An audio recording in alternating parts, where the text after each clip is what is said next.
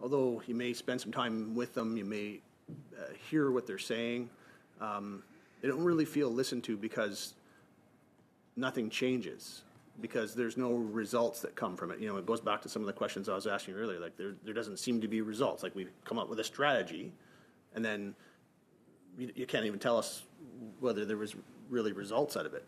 And I think that's probably where veterans feel like they're not listened to. Like they might physically be in a room, but they don't feel like they were actually listened to and that their suggestions were taken into account.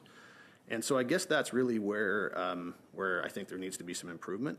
And I'll just turn to an example of that, and that's the construction of the monument to the mission in Afghanistan. It's kind of been on the books for a long time now.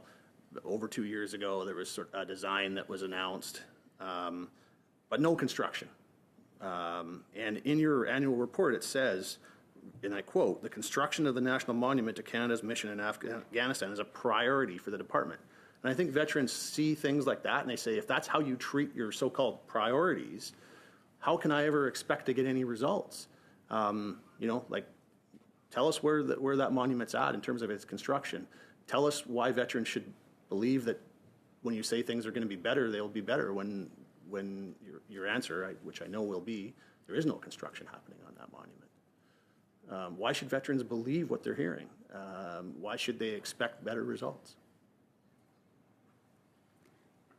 So that monument is incredibly important as a symbol of reflection and commemoration to recognize all those who served and their families.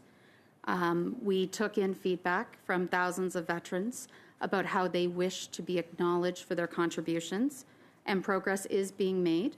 And to give you more specific updates, I would turn to one of my officials to be able to share those details.